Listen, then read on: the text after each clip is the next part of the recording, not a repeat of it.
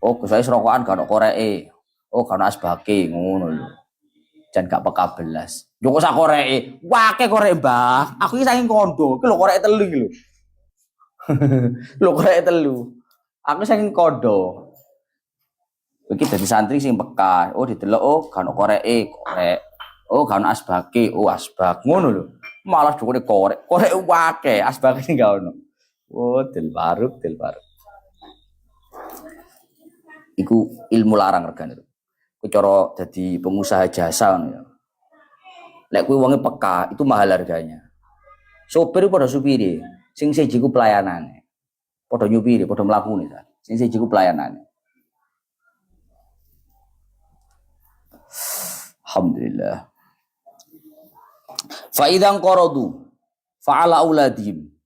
Fa idzan qaradu mongko ari kalane ingkirat entek sapa aulad. Fa'ala auladihim. Oh iya keliru. Au ta'khirin utawa ngakhirake insyaallah. Al-aura'i minhum saking auladi. Au ta'khirin utawa ngakhirake. Tawaqaftu hadza ala auladi fa idzam qaradu fa ala auladihim. Au ta'khirin utawa ngakhirake. Tawaqaftu hadza ala auladi. Waqaftu maqafake ingsun hadza ing iki.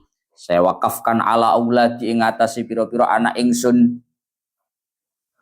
Fa idzam qaradu mongko ari kalane entek itu maksudnya habis mati sapa aulad fa'ala auladi mongko ing atase pira-pira anake aulad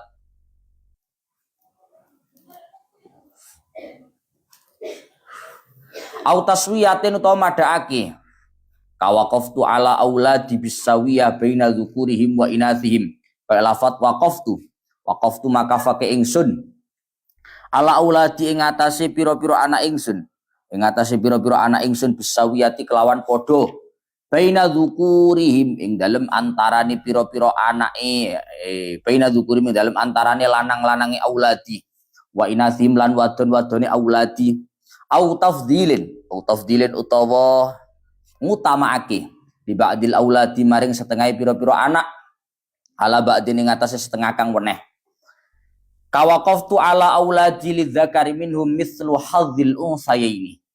Waqaftu makofake ingsun ala auladi ing atase pira-pira anak ingsun. Ala auladi ing atase pira-pira anak ingsun. Lidzakari iku tetep kedue lanang. Minhum saking auladi. Mithlu hadzil unsayaini utawi padane bagiane wadon loro. Faslun ayadha faslun utawi iku fasal siji. Ket niru. Ki meneh-meneh libur-libur iku. Faslun utawi iku fasal siji fi ahkamil hibati kang tetep ing dalem mertelakake pira-pira hukum hibah. Wa ya utawi hibah lughatan ing dalem makna lughate iku min hubu birrihi saking lafat hubu birrih berarti binae mudhaaf habba hubub hibbah. Hubu birrih itu maknanya silire waya juzulan wenang apa antakuna yen to ana apa hibah iku min habba min naumihi saking lafat habba min naumihi habane tangi min naumihi tangi sapa syahas min naumihi saking turune syahas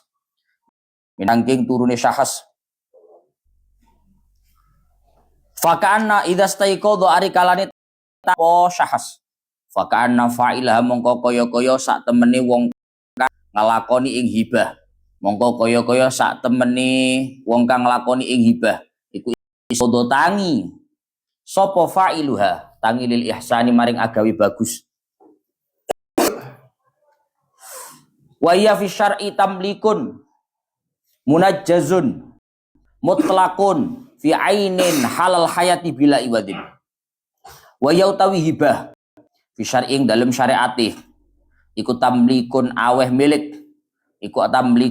milik munajjazun kang den lolosake mutlakun kang den mutlakake fi ainin ing dalam kahanan halal hayati ing dalam tingkah urip bila iwadin kelawan tanpa iwat walau minal a'la senajan Anane tamlek iku saking wong kang luwih dhukur. Fa kharaja bil munajjas al wasiyah wa bil mutlaq at-tamlikul muaqqat. Fa kharaja mongko kejaba bil munajjazi kelawan munajjas apa al wasiyatu wasiat wa bil mutlaqilan kejaba kelawan dawu mutlak. Apa at-tamliku aweh milik tapi al muaqqatu kang den waktu-waktu, al muaqqatu kang den waktu-waktu. Wa kharaja lan kejaba bil aini kelawan dawu ain apa hibatul manafi'i menehake ing pira-pira kemanfaatan wa kharaja bihalal hayati ngono lek maca wa kharaja lan kejaba bihalal hayati kelawan dawu halal hayat iki jenenge i'rab hikayah kok disalahne aku bihal kok bihalal oleh lafate mau halal hayat. Ihki bi ayyin mali mangkurin usil ngono napa ya nanti mal fi ihki bi ayyin mah limangkurin usil ama separone wis ngomong terus pokoke ihki bi ayyin mah limangkurin usil i'rab hikayah.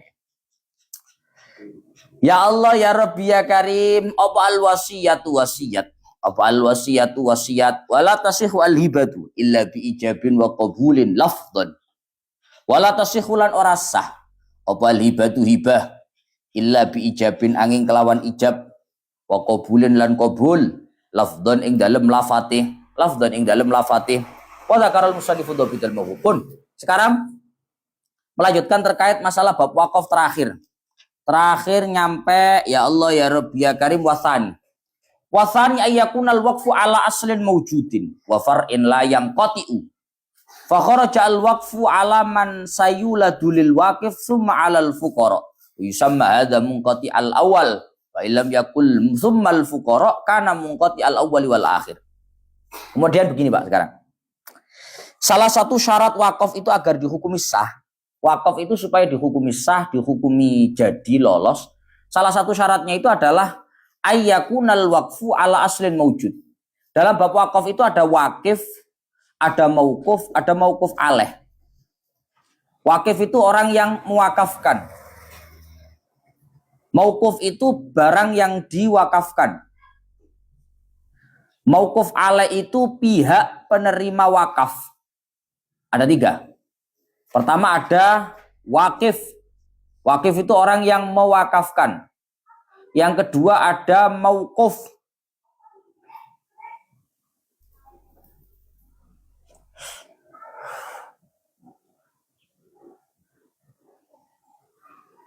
Mauquf itu barang yang diwakafkan. Ada mauquf alaih. Mauquf alaih itu pihak penerima wakaf. Sekarang disyaratkan wakaf itu harus kepada asal yang sudah ada dan cabang yang akan tidak terputus. Kecuali akan tidak terputus, keliru. Tidak akan terputus. Wakaf itu disyaratkan harus pada asal yang sudah ada dan cabang yang tidak akan terputus. Semari nulisnya. Lek wis rungokkan. Cara bingung.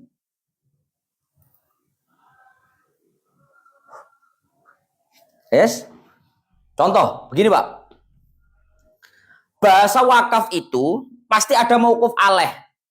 Mauquf alaih itu pihak penerima wakaf. Sing diwakofi. Contoh ini, Ruk.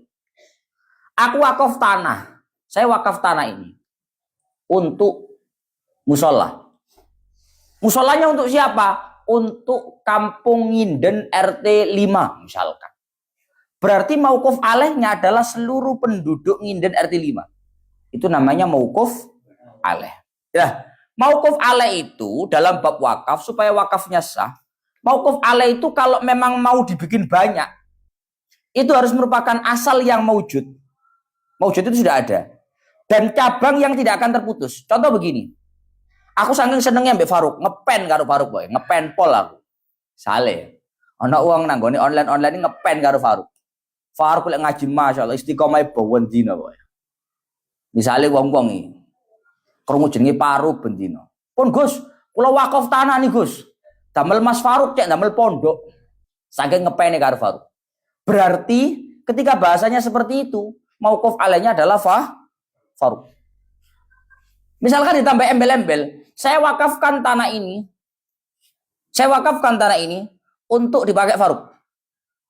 Setelah Faruk, orang-orang fakir. Ada dua bahasa ya. Untuk Faruk dan untuk orang-orang fakir. Maka dalam bahasa ini berarti asalnya, tahu asal ya? Asal itu pertama. Bahasa pertamanya itu kan kepada Faruk.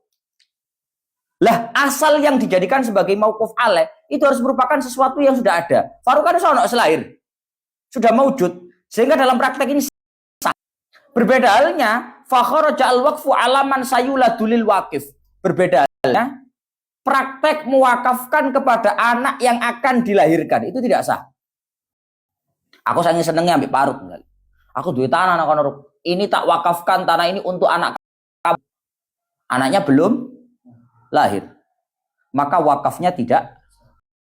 Karena tidak memenuhi persyaratan ala aslin maujudin. Mauquf alaih itu harus merupakan asal yang sudah maujud. Maka kalau asalnya ini belum maujud, tidak sah wakafnya. Satu. Oke? Ada orang mengatakan begini, saya wakafkan tanah ini, saya wakafkan kepada anaknya Faruk, kan durung ngono. Kemudian kepada orang fakir. Sik, rungokne sik tenan ya, aku cara balen-balen kira mumet ya. Saya wakafkan tanah ini kepada anaknya Faruk dan kepada orang fakir. Lalu kepada orang fakir. Berarti dalam praktek ini asalnya itu anaknya Faruk, cabangnya itu adalah orang fakir. Orang fakirnya ada, tapi anaknya Faruknya belum ada. Maka dalam praktek ini berarti ini praktek wakaf yang mungkotek. Mungkotek awalnya, tapi tidak mungkotek akhirnya. Paham lu? Nah, paham dong? Mana ya nulis? Saya mau nggak paham. Wah, kira arti mungkotek ora? Mungkotek itu terputus. Ada anak belum lahir, jelas belum lahir. Kemudian kita ngomong, saya wakafkan tanah saya ini kepada anaknya Faruk, belum lahir anaknya. Kemudian kepada orang-orang fakir. Bahasa awalnya anaknya Faruk. Bahasa akhirnya orang-orang fakir. Maka dalam praktek ini terjadi wakaf kepada pihak mauquf alaih, penerima wakaf yang awalnya mungkotek tapi akhirnya tidak mungkoh. Paham? Akhirnya orang fakir ada dia. Tapi awalnya itu anaknya Faruk belum ada. Ini mungkotek. Sehingga praktek seperti ini dihukumi tidak sah.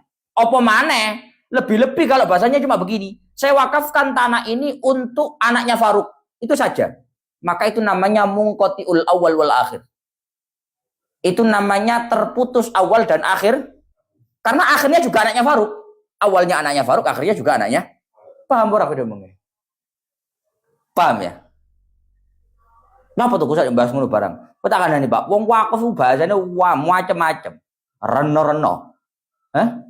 Ono wong sing ngene, tak wakafno tanah iki gawe musala, cek didamel Yai Faruk kali tiang-tiang NU. Nah, ngono kuwi lho. Ono wong ngomong ngono iki, Pak. Ngepen karo Faruk tapi digawe embel-embel untuk Faruk dan kemudian untuk orang-orang NU misalnya ngono. Untuk orang-orang Muhammadiyah. Ini berarti ada bahasa al-awwal, ada bahasa al-farq. Maka tinggal dua-duanya sudah ada belum? Kalau dua-duanya sudah awal, sudah ada, berarti awal akhir sah.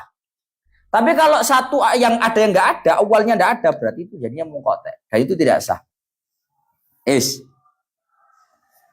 Wa qawluhu la yanqati'u ihtirazun 'anil waqfil munqati'il akhir ka qawlihi waqaftu 'ala Zaidin tsumma naslihi wa lam yazid 'ala dzalik.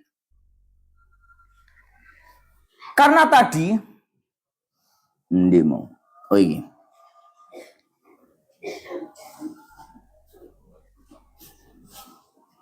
Oh iya. Karena tadi itu dikatakan bahwa yang dihukumi sah itu adalah wakaf kepada asal yang sudah ada dan cabang yang tidak terputus, ya bahasanya cabang yang tidak terputus. Maka itu mengecualikan praktek saya mewakafkan tanah ini untuk Saya mewakafkan tanah ini untuk Zaid dan untuk Zaid. Naslon itu artinya keturunan. Katakan nih Pak, bahasa Arab itu punya keistimewaan masing-masing. Naslon artinya keturunan, dzurriyah artinya keturunan. Masing-masing ini punya arti yang berbeda. Kau tahu krungu istilah ini, Pak? Sing jenenge nasab kuwi lek teko wedok gak nyambung. Pernah dengar ya? Pian punya ibu, ibunya Pian punya mbah. Pian ini tidak bisa disebut sebagai keturunan nasl dari ibu, tidak bisa. Karena Pian jalurnya ke sana itu dari ibu, dari perempuan, maka putus. Tapi kalau istilah dzurriyah, istilah dzurriyah itu memasukkan, oh enggak, ternyata dzurriyah, nasl, akib itu sama. Ini coba juri ini. Wa yadkhulu fil waqfi 'ala dzurriyyah wan nasl wal aqib auladul banati li sidqil lafdhi bihim. Ternyata penggunaan lafaz aqib, penggunaan lafaz dzurriyyah, penggunaan lafaz aulad itu memasukkan anak dari jalur perempuan. Kenapa kok begitu, Gus? Salah satu buktinya adalah wa min dzurriyyatihi Dawudu. Dawud apa Daud dari ayat Quran. Wa Sulaiman ila an dzakara Isa. Salah satu bukti ayatnya adalah Al-Quran menyatakan termasuk dzurriyah itu adalah Nabi Isa. Padahal Nabi Isa itu tidak punya, kita antem loh, gak punya ibu. Temunya we. Nabi Isa itu nggak punya bapak, cuma punya ibu. Tapi ternyata Nabi Isa itu di dalam ayat Qurannya dikatakan wa min dzurriyyati, termasuk dzurriyah. Berarti kata dzurriyah itu memasukkan termasuk dari jalur perempuan. Paham ya? Jali, ngapunten. Ana wong keturunannya Kanjeng Nabi tapi kok jalur wedok. Dzurriyyah Kanjeng Nabi ora? Dzurriyyah Kanjeng Nabi ora? Dzurriyyah. Karena kata dzurriyyah itu tidak harus jalur laki-laki. Tapi memasukkan auladul banat. Saya ngomong duduk aku, ini tidak pembelaan. Oke? Oke? Es. Walam yazid ala dzalik wa fihi tariqan. Kemudian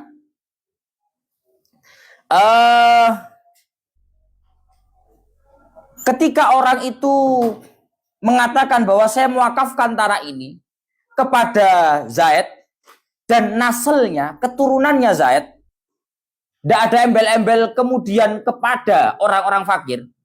Maksudnya gini loh Pak. Bahasa keturunannya Zaid itu bahasa yang mungkin terputus. Halo? Ya? Tapi kalau bahasa orang fakir itu bahasa yang tidak mungkin paham maksud saya? Saya ngomong begini. Saya wakafkan tanah ini kepada Zaid dan keturunannya. Kata keturunannya ini kalau tidak ditambahi kemudian kepada orang fakir, maka ini adalah bahasa yang mirip dengan bahasa mungkotiul akhir. Halo? Paham? Tunggu dengar ada ngomong ini. Ketika saya mengatakan saya wakafkan tanah ini kepada Zaid dan kepada keturunannya Zaid, bahasa ini sebenarnya nggak mungkote, tapi mirip dengan mungkotiul akhir. Karena kata keturunan Zaid itu nanti mungkin akan terputus. Kecuali ketika diberikan embel-embel, kemudian kepada orang-orang fakir. Tapi kalau nggak diberikan embel-embel kepada orang-orang fakir, berarti cuma ngomong begini saja. Saya wakafkan tanah ini kepada Zaid, kemudian kepada keturunannya Zaid, maka ini sah nggak Gus praktek wakafnya? Itu ada dua pendapat. Pendapat pertama mengatakan annahu batilun. Pendapat pertama mengatakan wakafnya nggak sah, batal. Pendapat kedua mengatakan ar-rajih as-sihah. Pendapat yang kuat mengatakan bahwa itu sah. Kowe mudeng rapopo, ora mudeng ya rapopo. Ra penting-penting bang. Ngono lah. Wasalis Allah yakunal waqfu fi mahdurin ay muharramin. Syarat yang ketiga, wakaf itu akan sah jika wakaf itu tidak ada pada titik yang diharamkan secara syariat. Wakaf itu akan dihukumi sah jika wakaf itu tidak untuk urusan yang diharamkan syariat. Wakaf itu akan sah jika tidak pada urusan yang diharamkan oleh syariat. Maka dari itu, fala yasihu al-waqfu ala imarati kanisatin lita'abbud. Maka tidak sah orang itu mewakafkan sesuatu untuk meramaikan gereja. Ngapunten, ana wong duwe tanah demi toleransi. Saya wakafkan tanah saya ini untuk gereja, nggak sah wakaf. Wakafnya tidak sah. Kenapa nggak sah wong tanah-tanah saya? Iya tanah kamu. Tapi istilah wakaf itu tidak boleh dalam urusan perihal sesuatu yang dilarang. Apa yang dilarang itu, Gus? Yang dilarang itu adalah sumbangsih kita, bantuan kita, supporting kita untuk ibadahnya non-muslim. Ini bukan rasis, tapi ini soal paham ya? Kamu jangan mau, maksudnya Pak, toleransi itu toleransi. Toleransi itu kita nggak ganggu non-muslim, nggak ngebom non-muslim, itu toleransi. Paham ya? Tapi yang bukan toleransi, artinya kebablasan toleransi itu adalah kita membantu ibadahnya itu bukan toleransi. Tapi itu lebih dari toleransi. Paham maksud saya? Paham maksud saya? Kamu ada non-muslim, lagi Natalan, ya biar Natalan. Jangan diganggu. Karena itu memang keyakinannya mereka, itu ibadahnya mereka. Tapi kalau kamu dia itu Natalan kamu bantu, itu namanya sumbangsih, bukan toleransi. Paham? Maka dari itu dalam segi fikih kita, mewakafkan sebuah tanah, mewakafkan sebuah hal untuk imarati kanisatin lit ta'abbud, untuk sumbangsih supporting kepada gereja misalkan, itu hukumnya tidak sah. Kenapa? Karena itu dihukumi mahdur, dihukumi sesuatu yang dilarang secara syariat. Oke. Wa azama kalamul musannifi annahu la yushtaratu fil waqfi duhuru qasdil qurbah balintifaul ma'siyah. Sawa'un wujida fil waqfi duhuru qasdil qurbati aula. Kal waqfi 'alal fuqara niku sing dhuhur. Kal waqfi 'alal aghniya itu yang la yadhhar. Sehingga bahasanya Kiai Musannaf itu tadi cuma begini. Wakaf itu yang terpenting tidak berbau keharaman syariat. Tapi tidak harus berbau yang namanya kebaikan. Tidak harus berbau yang namanya ketaatan. Tak boleh dipesan gas. Gue cara mumet sih. Tanya mumet sih aku.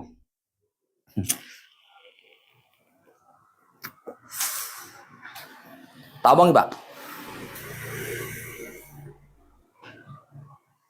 Yang namanya wakaf itu tidak boleh ada pada titik kemaksiatan.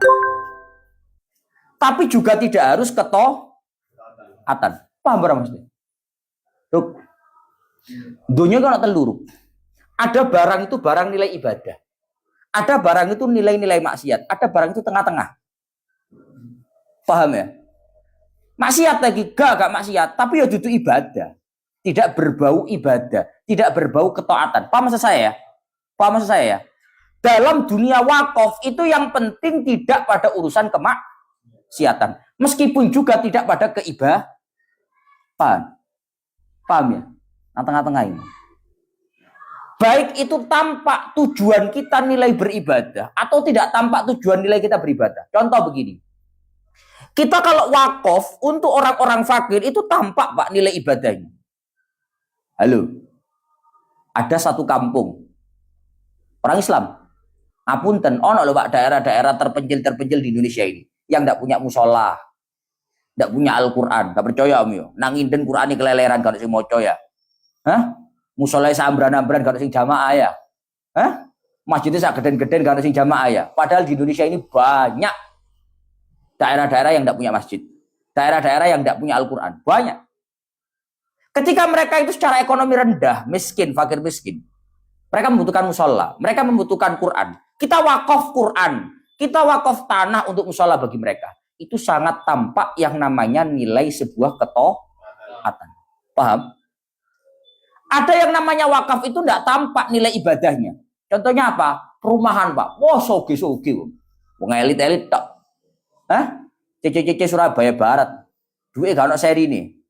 Faruk duit tanah kebetulan Surabaya Barat. Aku wakaf tanahku gawe masjid. Padahal yang diwakafi wonge soge. Ini tidak tampak nilai ibadahnya. Yo ibadah tetap ibadah, tapi tidak zuhur. Tidak tampak nilai ibadahnya. Ini gimana Gus? Dua-duanya ini sah wakafnya. Karena wakaf itu bukan kok yang penting itu berbau keibadahan, bukan. Tapi yang penting tidak berbau Paham maksud saya enggak? Baik di tengah maupun di ibadah, itu dua-duanya sah.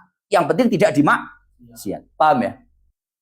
Paham ora dia mau nganggo-nganggo. Angel men. Paham tenan ora? Ora paham yo sebune. Ngono lah pokoke. Mulai ora paham setelan maneh TikTok itu.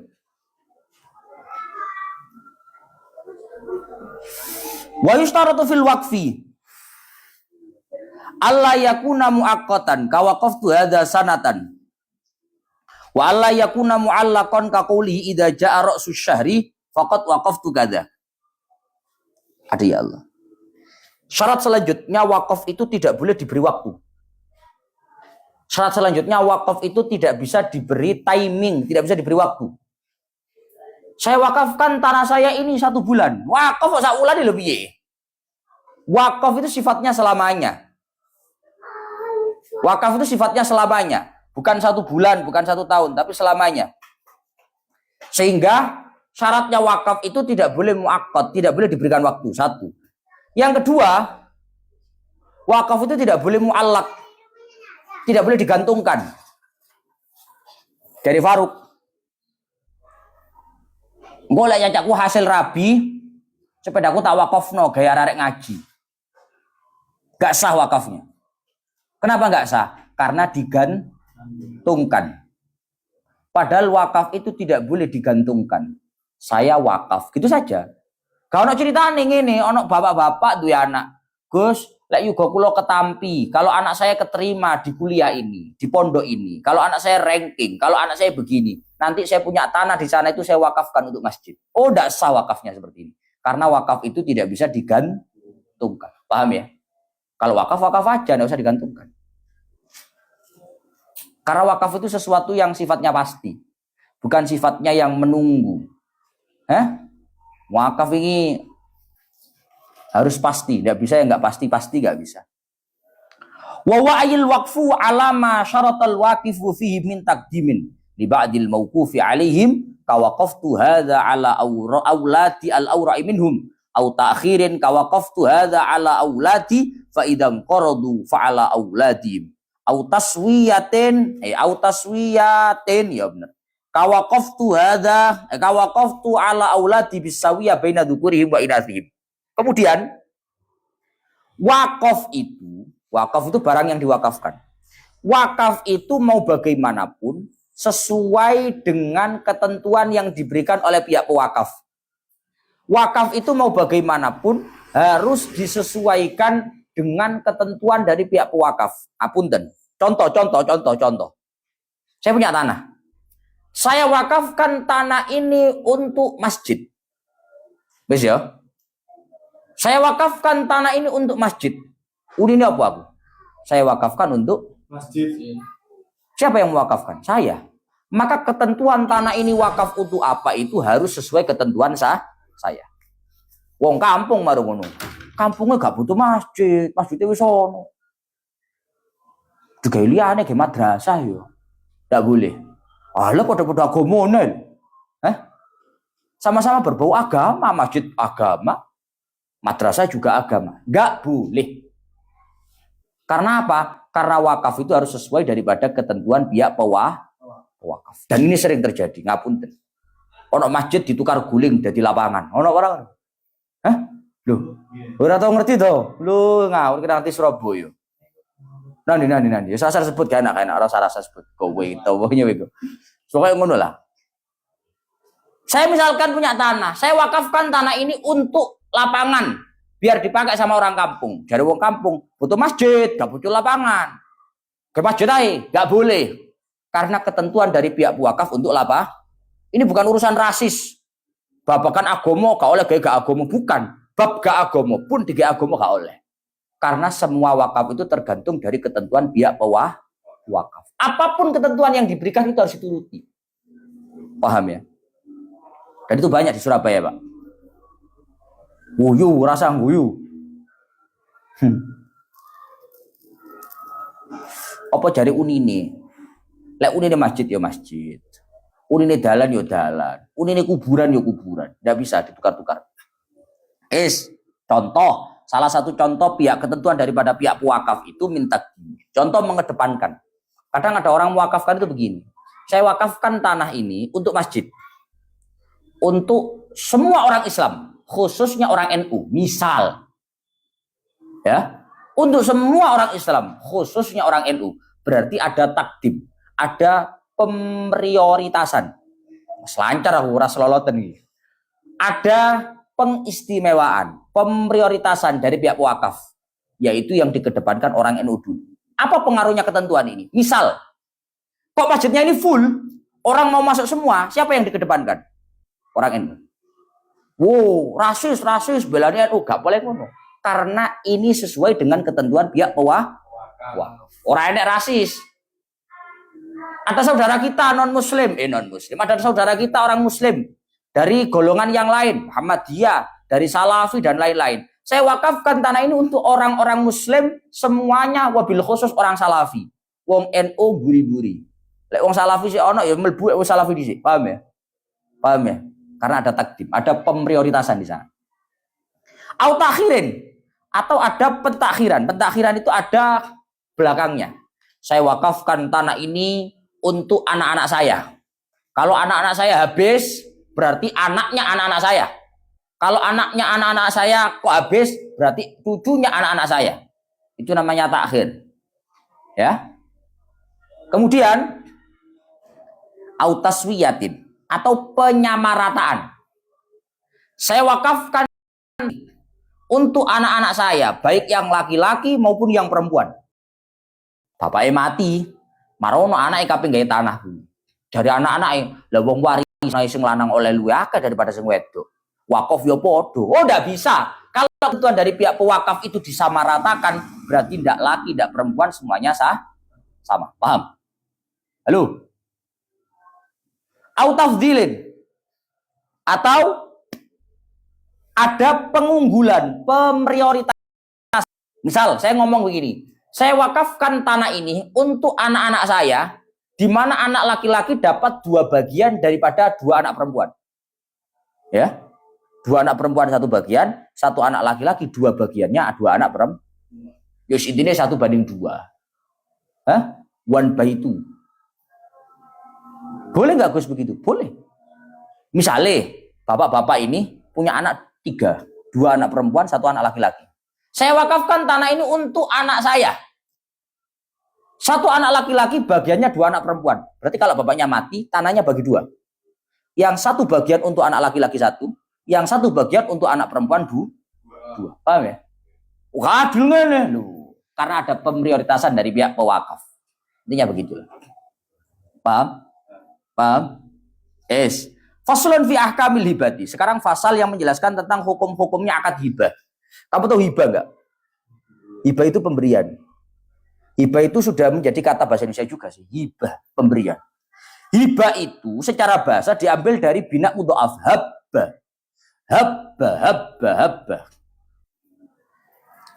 Lafaz hibah itu diambil dari lafaz hubub birrih. Hubub birrih itu artinya silirnya angin, isi si angin, ngidite angin. Kenapa Gus pemberian itu kok diambil dari lafaz hubub? Padahal artinya itu silirnya angin. Mergo sing jenenge wong dihibah kuwi mono ana silir, ada hempasan dari tangannya pihak pemberi yang diterima oleh pihak yang diberi. Halo, rungokkan dhisik salat maghrib. Hibah itu artinya pemberian. Kenapa kok hibah itu diambil dari lafaz hubub yang artinya itu adalah silir angin? Karena yang namanya pemberian itu laksana silir angin yang keluar dari tangannya pihak pemberi dirasakan diterima oleh pihak yang diberi. Boleh dengan duit isis pararu. Wis gampangnya ngono lah. Gampangnya ngomong ngono kuwi.